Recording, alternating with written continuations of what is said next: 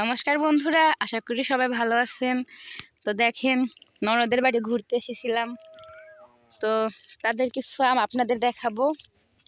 প্রচুর পরিমাণে তাদের আম হয়েছে।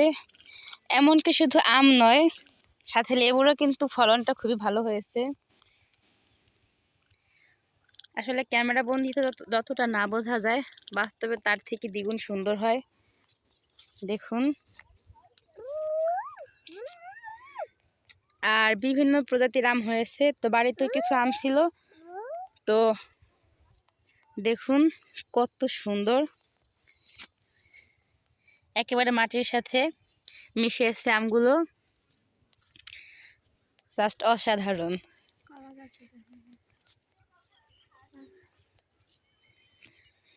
কি বলবো আর তাদের আমের কথা।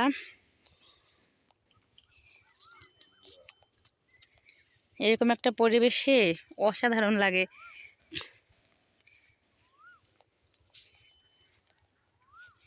আর কোন আমটাকে কি নামে ডাকা হয় আমি সঠিকভাবে জানি না,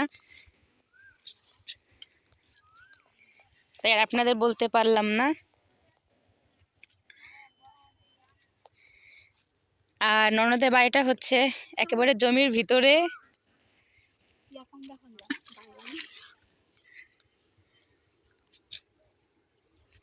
এই তো লেবু গাছ আর একটা। তাদের এখানে কিন্তু প্রচুর পরিমাণে আম হয়েছে।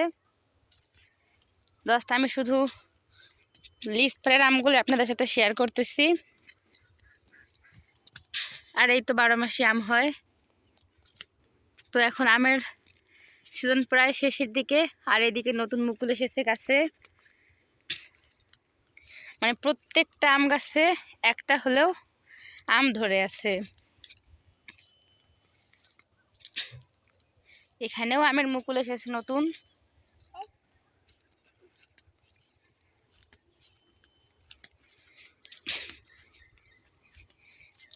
দেখুন বন্ধুরা, আর আম দুটো কিন্তু অনেক বড়।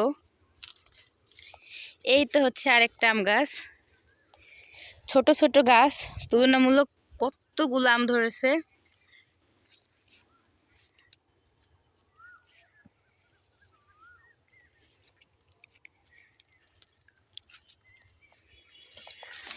আর এই হচ্ছে পেঁপে গাছ। আর পেঁপেগুলো কিন্তু খুবই মিষ্টি।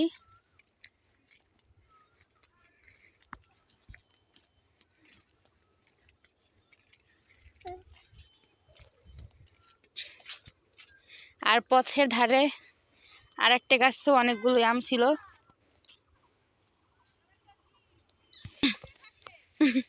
আর এই তো হচ্ছে কলা বাগান।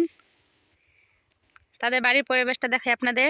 দেখুন, এই তো আমরা হচ্ছে লিজ পাটে দাঁড়ানো, আর এই হচ্ছে তাদের চিংড়ি মাছের একটা ঘের।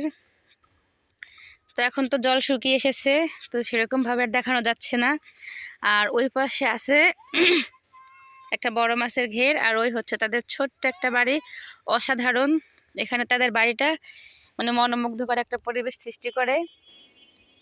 আর এই তো আমরা এখন চলে যাব এই পথ ধরে। আর চারিপাশেই শুধু মাঠ আর মাঠ। এইখানে ধান চাষ করা হয়েছিল, তো ধানগুলো তুলে নেওয়া হয়েছে। আর আমার বাবাই শুনে তো আবার তার পিসিমণির বাড়িতে চলে যাচ্ছিল। সে আসলে এখান থেকে যেতেই চায় না। তো টাটা, বাই বাই, ভালো থাকবেন সবাই। আবার দেখা হবে অন্য কোনো ভিডিওতে।